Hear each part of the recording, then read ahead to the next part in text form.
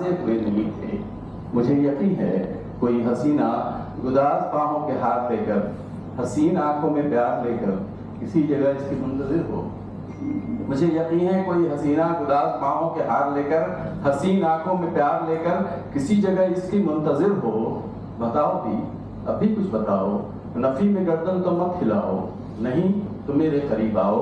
ये तेरा बेटा है मेरा भाई, ये तेरा बेटा है मेरा भाई। सबूत ये था, कपूत हम हैं कि हमने जालिम के आगे सर को झुका दिया है और उसने जालिम की सुर्ख आंखों में डाल आंखें बता दिया है, जता दिया है कि तेरी गोली हमारे सीने तो छेद देगी, मगर ये बस में नहीं है उसके जवां इरादों को बीत पाए, जवां इरादों को।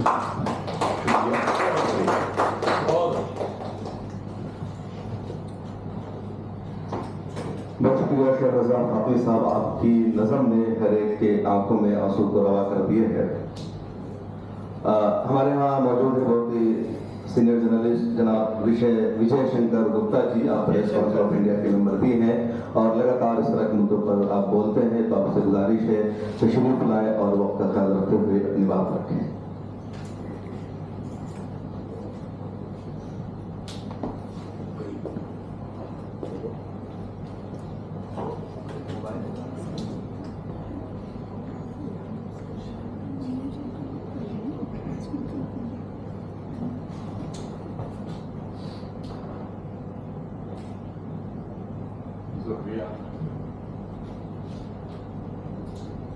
चंद रोज पहले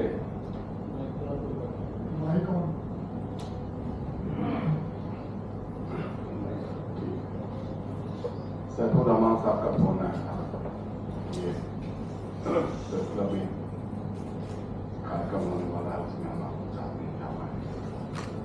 मेरी तबीयत उस समय भी बहुत खराब थी और आज तो बहुत ज़्यादा खराब, मतलब मैं 2 बजे तक चलने की स्थिति में नहीं था कि हाँ आ सकूँगा। तो कुछ दवाएं वाई लेकर के मैं कैसे भी था, मैंने सोचा कि फिलिस्तीन में जो जर्नलिस्ट काम कर रहे हैं, अपनी शहादत दे रहे हैं, उनके साथ सॉलिडेरिटी शो करने का समय है, तकाजा है, इसलिए आपके बीच साथियों बहुत कुछ कहने की स्थिति में हूं नहीं, कहना तो बहुत कुछ चाहता हूं मैं। हम लोग जब पढ़ते थे उस समय हमारे 2-3 हीरो होते थे अंतर्राष्ट्रीय लेवल पे, यासिर अराफात, फिदेल कास्ट्रो,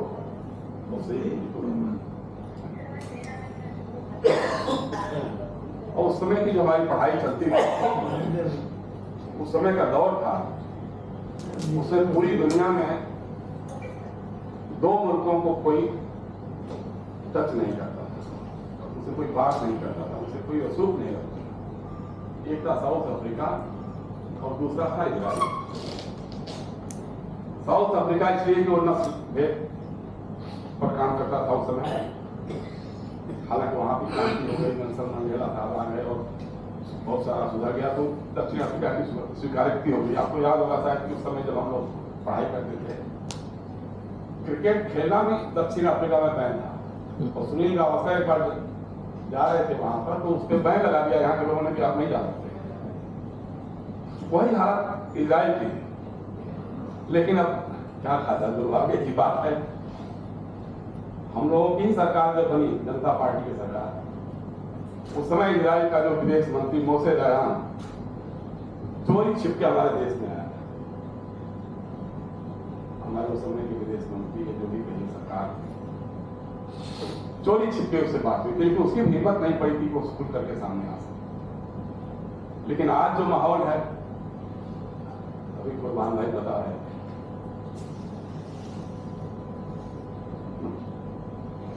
आप विरोध प्रदर्शन नहीं कर सकते, असहमति के स्वर व्यक्त नहीं कर सकते हैं, और सिर्फ फिलिस्तीन के सवाल पर नहीं बोलना। जिस बात पे सबसे ज्यादा हम लोग फोकस करते रहे, चाइना को लाल आंखें दिखा करके बात करें, तिब्बती लोग भी अब यहाँ दिल्ली में प्रदर्शन नहीं कर सकते। दलाई लामा कब से समय मांग रहे हैं इस देश के प्रधानमंत्री से मिलने की बात करने के लिए, हमारे प्रधानमंत्री के पास फुर्सत नहीं है कि दलाई लामा के साथ की बात करें, उन्होंने आज तक टाइम नहीं। पूरी दुनिया में एक जो रवायत चल रही है, वो बेंजामिन नेतान्याहू हो चाहे हमारे मोदी जी हो, उसमें कोई बहुत फर्क नहीं निकलता। असहमति के स्वरों को कुचलना एक बुनियादी इनकी राजनीति की शर्त बन गई। अगर आप विरोध की बात करते हैं, अगर आप असहमति की बात करते हैं, तो आपको बर्दाश्त नहीं किया जाएगा। इजराइल में जो सहाफी हमारे दोस्त जर्नलिस्ट जो हैं, जिनकी शहादत हुई है, 138 बताया अभी, उसके पहले भी बहुत सारे सहाफियों की वहां जान गई है। और तो और देखिए, जब हमास ने हमला किया इजराइल पर, तो उसकी किसी ने सराहना नहीं की थी। पूरी दुनिया में लगभग एक तरह से मरम्मत ही हुई। लेकिन जिस तरह से इजराइल ने वहां बच्चों पे, बूढ़ों पे, महिलाओं पे बम बरसाए, अस्पतालों पे बम बरसाए, स्कूल कॉलेजों की तबाही की, संख्या तो मालूम नहीं, लेकिन कुछ लोग कहते हैं कि लाखों लोग हलाक हुए वहां, लेकिन उसके बारे में कोई चिंता नहीं, कोई बात ही नहीं है, क्योंकि एक ऐसी रवायत चला दी गई है कि हर चीज को हम मजाबी नक्शे से देखेंगे। हमारे देश में मतलब उस समय जब सोशल मीडिया पर हम देख रहे थे, तो इजराइल में हमको हिंदू नजर आ रहे थे और फलस्तीन में हमको मुसलमान नजर आ रहे थे। जैसे मणिपुर में मैतेई हमको हिंदू नजर आता है और कुकी आदिवासी हमको ईसाई या अकलियत का। हर जगह हम इतना डिवीजन कर दिया है, बांट दिया है। मुझे आज हम लोग गए थे 2012 में ग्लोबल मार्च टू जेरूसलम के बैनर तले कारवां गया था, उसका मैं भी मेंबर था। जब हम लोग टर्की से समुद्र के जरिए बेरूत जा रहे थे, तो रास्ते में जिक्र हो रहा था कि साहब, इसी समुद्र में जब एक बार फ्लोटिला जा रहा था, राहत की सामग्री लेकर के जा रहा था, तो इजराइल के लोगों ने बमबारी की थी, उसमें कितने लोग हलाक हो गए। तो ये भी हो सकता था, लोगों के बहुत सारे डरे, सामने भी थे लोग कहते थे साहब, पता नहीं, हो सकता है कि इजराइल हम लोगों पर भी इसकी बंदूकियां कहीं से हमले कर दें, कहीं कुछ कर दें, कुछ भी कर सकते हैं। और आज जो अभी खबर बताई भगवान ने, सब जगह आई है सारे चीजें, जो राहत करने वाले लोग हैं, दिगर मुल्कों के लोग हैं, उसमें अमेरिका के लोग भी हैं, उन पे हमले करके 7 लोगों को मार दिया। और वहां का प्रधानमंत्री क्या कह रहा है, जंग में ऐसी बातें होती रहती है, सकती रहती। और ऐसा छोटा सांड हमारे सब लोग कहते हैं कि बन करके जो बेंजामिन नेतान्याहू या इजराइल जिस तरह से काम कर रहा है, और हमारी जो एजेंसियां हैं, संयुक्त राष्ट्र जो है, यूनाइटेड नेशंस, वो प्रस्ताव तो पास कर देता है, अमेरिका की हिम्मत नहीं होती कि उस पर वीटो करे, वीटो नहीं किया उसने, लेकिन उसका फलाफल क्या है, उसे हासिल क्या हो रहा है? आप एक प्रस्ताव पास कर दीजिए, बस आप बैठ जाइए आराम से। उस प्रस्ताव के अमल कहां से? सुरक्षा परिषद क्यों नहीं जा रही वहां पर, क्यों नहीं कुछ कर रही? लेकिन कहीं कुछ हो नहीं रहा है। लेकिन वही है कि जुल्म की भी एक इंतहा होती है, कब तक? हिटलर ने भी जब पूरी दुनिया पे हुकूमत करने की ठानी थी, उसे सुसाइड करना पड़ा। हिटलर ने यहूदियों को भी मारा था, लेकिन उसका हासिल क्या हुआ? तो इसलिए बहुत लंबा नहीं चलने वाला है। और हम यही कहना चाहते हैं आप सबसे, आपने बहुत अच्छी शुरुआत की है उन सहाफियों के साथ सॉलिडरिटी शो करने के लिए। हम आपके साथ हैं, हर लड़ाई में आपके साथ हैं, और जान तो जो हाथ में लेकर चलते ही रहते हैं, इसलिए उसकी बहुत चिंता और बहुत डर नहीं है, जेलों की भी डर नहीं है, जान की भी कोई बहुत डर नहीं है। फिलिस्तीन के सवाल पे, क्योंकि हम उसको मानवता का सवाल मानते हैं, हम मजहब का सवाल नहीं मानते, हम इंसानियत का सवाल मानते हैं। इंसानियत पे होने वाली बर्बरता के खिलाफ खड़े हैं और खड़े रहेंगे, मरते दम तक खड़े रहेंगे। शुक्रिया।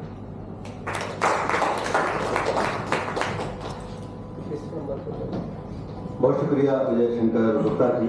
ये यकीनी तौर पर ह्यूमन राइट्स का इशू है और सहाफ़ियों के साथ जहाँ कहीं भी कुछ होता है तो उस पर बोलना, आवाज़ उठाना हम सबकी जिम्मेदारी बनती है। हमारे यहाँ तशरीफ फरमा है जनाब के सुहेल साहब। आप का मीडिया के मैदान में अच्छा खासा काम है और जमात इस्लामी हिंद के मीडिया डिपार्टमेंट का चेयरमैन भी हैं, तो आपसे गुजारिश है तशरीफ लाएँ और वक्त का ख्याल रखते हुए अपने ख्याल के साथ बनाएँ।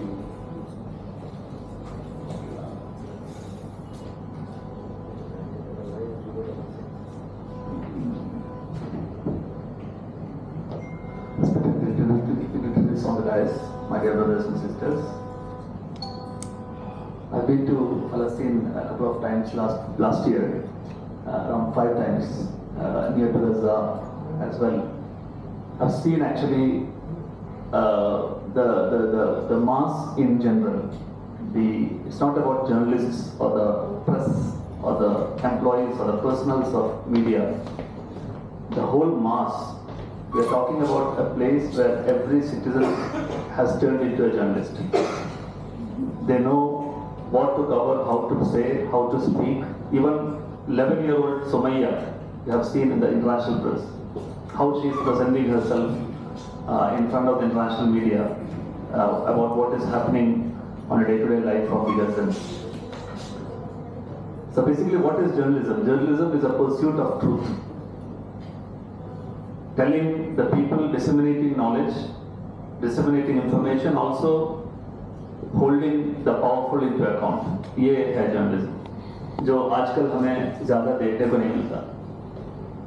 वहाँ पर 3 नाम मैं आपके सामने रखना चाहूँगा। आइकॉनिक जर्नलिस्ट जो कह सकते हैं, जो है iconic journalist of Gaza of फलस्तीन। उसमें नंबर 1 है जो 2022 में जो कत्ल किया गया जो लेडी है, अगर आप याद रखते हैं तो शीरीन अबू अक्ले। शीरीन अबू अक्ले वहाँ के तकरीबन 35 लॉन्ग ईयर्स फलस्तीन के अंदर एक लीडिंग जर्नलिस्टिक वॉइस था। अल जज़ीरा के लिए काम करते थे। बोलते हैं कि ये जो इतने ज़्यादा लोग जो मरे हैं 138, अभी आज का फिगर है 138। इराक में जो टोटल नंबर ऑफ डेथ है, आप देखेंगे इराक का 8 इयर्स लॉन्ग जो वॉर में जो टोटल मरे हैं वो संख्या सिर्फ और सिर्फ 204 है, 204। 8 साल में 204 और सिर्फ 2 महीने में 138। ये नोन हिस्ट्री में, मतलब पोस्ट वर्ल्ड वॉर 2 बोलते हैं, क्योंकि वर्ल्ड वॉर 2 में सबसे ज्यादा जर्नलिस्ट लोगों को कत्ल किए थे। अब तक का हिस्ट्री में इतना बड़े रेट्स ऑफ मर्डर जर्नलिस्ट हुआ नहीं है। इसके बारे में यूएन सेक्रेटरी जनरल जो है, सॉरी यूएस के सेक्रेटरी ऑफ स्टेट ने परसों बोला है दिस इज कोलैटरल डैमेज। ये कोलैटरल डैमेज आर्ग्यूमेंट को तोड़ने के लिए हम 3 नाम मैं आपके सामने रखना चाहूंगा। नंबर 1 है Shireen Abu अक्ले। Shireen Abu Akleh को मई 2022 को कत्ल किए थे और बहुत ही शॉर्ट रेंज में, मेरा ख्याल में स्टेज और वो जो दीवार के जो है दूरी में उनके हेड पर, right on the forehead, Shireen Abu Akleh को कत्ल किया था। She was shot on the head और उनके साथ ब्लू वेस्ट है जो प्रेस वेस्ट है और उसके हैट कैप है, प्रेस का कैप है मौजूद, सब मौजूद है। इतना शॉर्ट डिस्टेंस में उसको कत्ल कर दिया।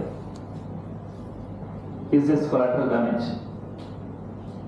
इंस्टाग्राम में 18 मिलियन फॉलोअर्स है जो है, अगर आप फॉलो करते हैं मताज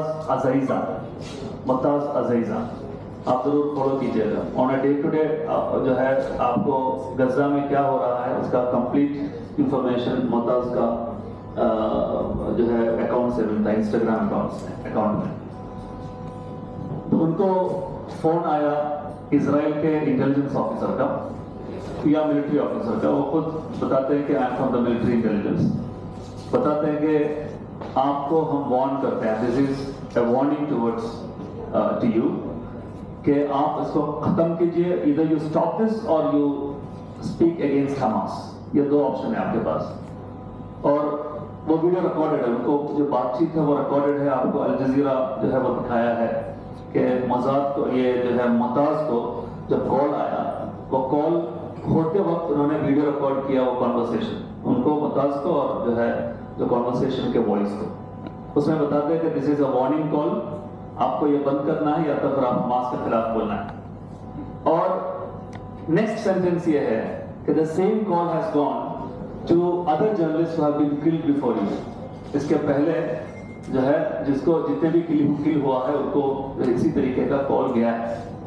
मतलब this is not a collateral damage, ये अनइंटेंशनल नहीं है, this large casualty is intentional.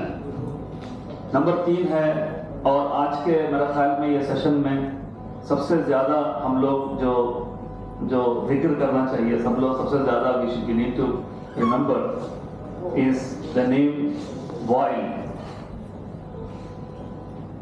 You know, Wael, W-A-E-L, Dahdu. Wael Dahdu, he is the iconic journalist in Palestine. Wael Dahdu के वाइफ को, उनके अम्मी को, उनके अब्बू को, उनके जो है छोटे छोटे उनके जो है डॉटर्स और उनके ग्रैंडचिल्ड्रन, सब लोगों को मार दिया बम्बार्डमेंट से। एक नहीं बल्कि 3 बॉम्ब्स उनके घर के ऊपर डाला गया। उनके घर मतलब वो एक रेफ्यूजी कैंप था। It was direct hit on, it was a targeted assassination on the family of Wael. और Wael उसी दिन सब लोगों को जो है ये करने के बाद, उनका फ्यूनरल के बाद वो आए और मीडिया के सामने माइक लेके वो बात की विदाउट एनी इमोशनल जो है आउटबर्स्ट। वो बोलते हैं कि ये फलस्तीनी जर्नलिज्म का क्वालिटी है, मैं दिखाना चाह रहा था। अभी परसों उनका एक इंटरव्यू आया था, उनसे बोला कि आप कैसे इमोशन को, कैसे आपने उस वक्त इमोशन को क्यों कैसे आपको कंट्रोल कर पाए। तो मैं बोला कि I need to show the world that we are not subject to emotions. हम लोग इमोशन के शिकार होकर कुछ ना कुछ बोलने वाले लोग नहीं। We have professional, we know what is professional journalism. ये वाही का वर्ड्स है। और जर्नलिज्म के खिलाफ इतना ज्यादा इनको रिवेंज है, वेंजेंस है, कि जब शिरीन अबू अखले को कत्ल किया, उनके coffin, by the way Shireen is a Christian, Shireen Abu Akleh के जो कॉफिन है वो कॉफिन अल-शिफा हॉस्पिटल से या हॉस्पिटल से बाहर निकलते वक्त उस वक्त भी पुलिस नहीं छोड़ा। इजराइल के पुलिस वहां आए और वो तमाम लोगों के ऊपर जो है रबर बुलेट्स डाले, और जो कॉफिन पकड़ रहे थे वो कॉफिन पकड़ने वाले लोगों को लाठी मारे और कॉफिन नीचे गिर गए। शिरीन अबू अखले के coffin was hit the ground. आपको उसका वीडियो देख सकते हैं यूट्यूब में। इतना ज्यादा वेंजेंस है जो है प्रोफेशनल जर्नलिज्म के खिलाफ। और ये सब होते हुए आप देख सकते हैं कि फलस्तीन के अंदर कितने जो है आज के जमाने के सबसे अच्छा जर्नलिज्म आप अगर देखना है तो आप फलस्तीन में जाइए। चाहे वो बेशक चाहे वो प्रोफेशनल मीडिया के जर्नलिस्ट हो या तो फिर मैंने जो बोला सिटीजन जर्नलिज्म। हर छोटे बच्चे कैमरा लेके बोलते हैं कि देखिए मुझे आज जो है खाना नहीं मिला और आज हमारा हाल क्या है, हमारे टेंट के अंदर क्या हाल है, देखिए हमारा यहाँ अभी एक बॉम्ब गिरा। ये सब चीज वो टाइम टू टाइम समाज के सामने, दुनिया के सामने वो बताते हैं। So each and every one of the Gazans, each and every single child of Gaza has become journalists. ये भी हमारा ये आज के दौर में कॉर्पोरेट जर्नलिज्म का और ऑपरेसिव, किसी ने बता रहा था वर्ल्ड्स लार्जेस्ट डेमोक्रेसी इंडिया जरूर है, लेकिन it is actually the world's largest dictatorship in the making है। बहुत ही मतलब बहुत बड़ा पैराडाइम शिफ्ट जो है पूरा दुनिया में हो रहा है, इंडिया में सबसे ज्यादा तेजी से हो रहा है। तो ये हमारे लिए बहुत इंपॉर्टेंट है कि the hypocrisy of the west, when they say democracy, do they actually mean democracy? When they say freedom of press, do they actually mean freedom of democracy, जो है फ्रीडम ऑफ प्रेस? उनके हक में जब होगा तो डेमोक्रेसी, और उनके लिए जो अगर ज्यादा जो है अच्छा नहीं लगता है तो वो डेमोक्रेसी को नोट पलट देंगे। इस तरीके से जो है ये जो हिपोक्रेसी है वो भी रिवील हुआ ये जो है सम टाइम में। इसी बात के साथ मैं खत्म करना चाहूँगा कि I would like to congratulate Cogito and all the leadership of Cogito that they have done a historic and a big work in this historic time. And I will also congratulate to each one of you here that you came here in this. Your presence itself is a revolutionary act. So thank you one and all. Thank you.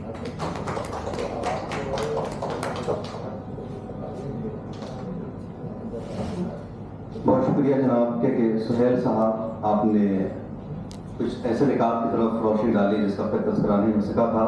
और while अदहदो का जिक्र बेहद ज़रूरी है, जिनकी पूरी family शहीद हुई है और अभी तक उनके हौसले बरकरार है। बल्कि उस दिन बड़ा हैरत अंगेज था जब उनकी फैमिली में कई लोगों को शहीद कर दिया गया और उन्होंने तजहीज़ व तकफीन के फ़ौरन बाद अपना काम करना शुरू कर दिया, कोई शोक नहीं मनाया। तो ऐसी हिम्मत और ऐसा जज्बा बहुत कम होता है कि एक जर्नलिस्ट जिसकी पूरी फैमिली को शहीद कर दिया जाए और वो तजहीज़ व तकफीन से फारिग होकर फ़ौरन ही काम पर आ जाए। इसी तरह जब उन्होंने अपनी फैमिली की मौत की खबर खुद सुनाई थी कि मैं वाइल अदहदो और मेरी फैमिली में फला फला लोगों को शहीद कर दिया गया है। इस सिलसिला को हम आगे बढ़ाते हैं और बस 2 से 3 स्पीकर बाकी रह गए हैं। तो हमारे यहाँ मौजूद हैं बिन्नी यादव जी, आप women press club of India के सेक्रेटरी जनरल हैं। आपसे गुजारिश है कि तशरीफ लाएं और अपने ख्यालात के इज़हार करें।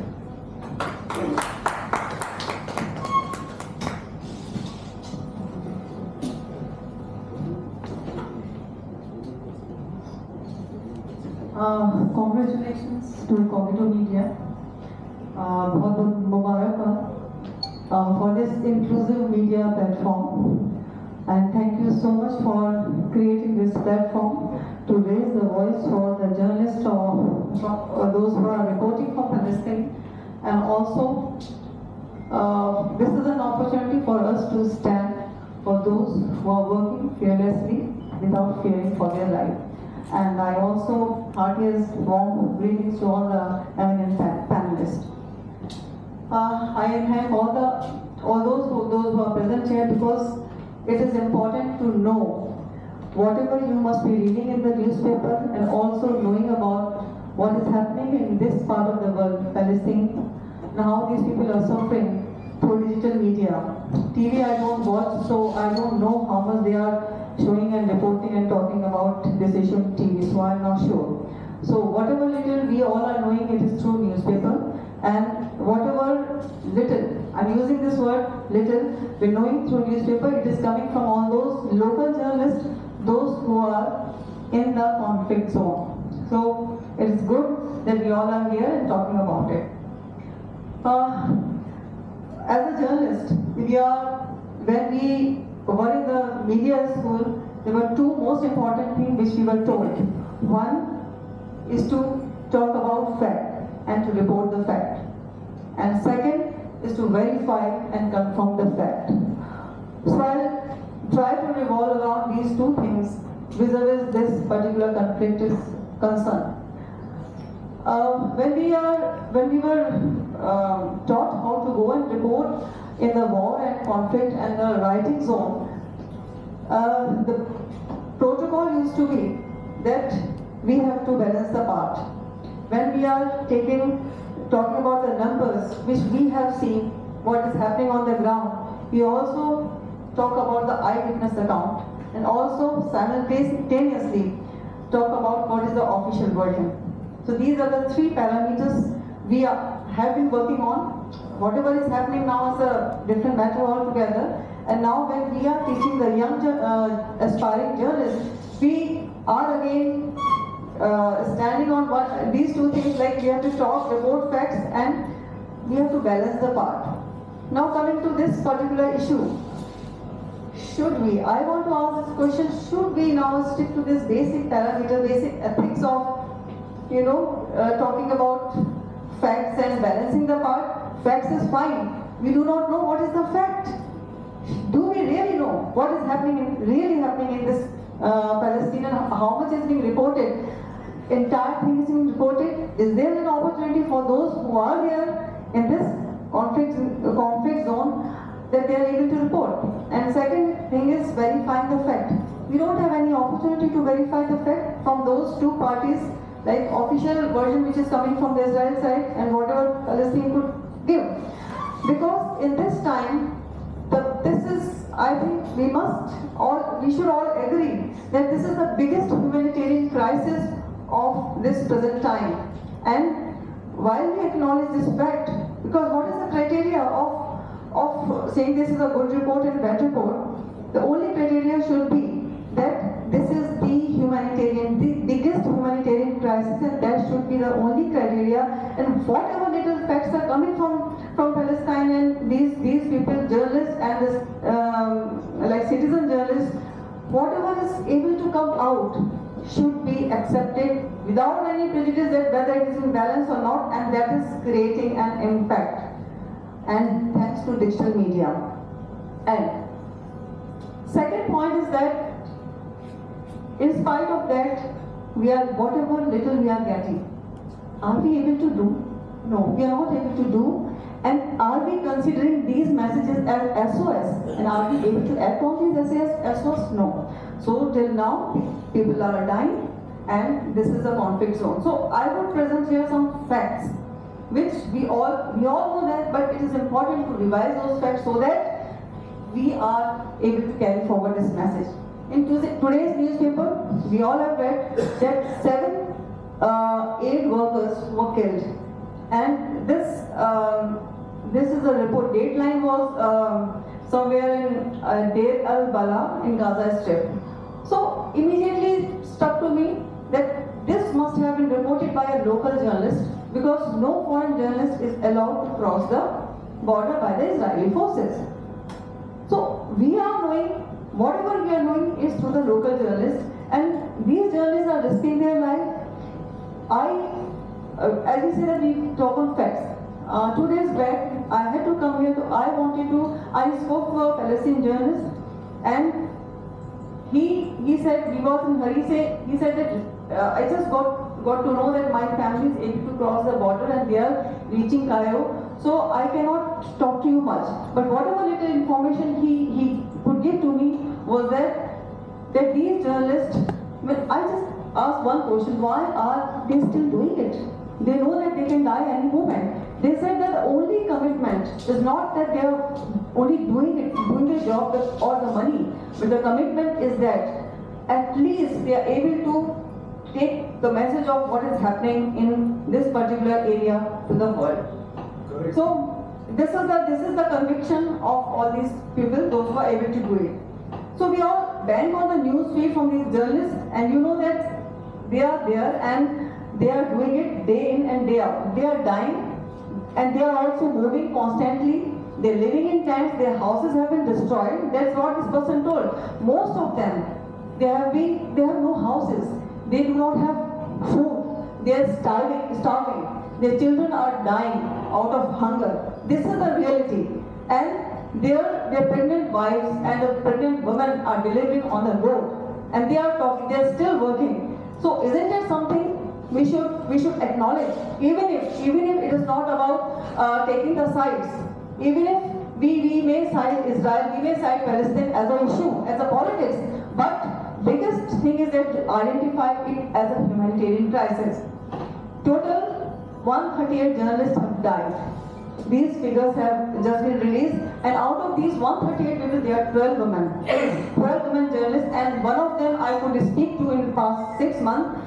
She had this opportunity. She had 3 children, and she sent her family, her mother and children, her husband, out of, somehow they could cross the Gaza Strip, and she is still there.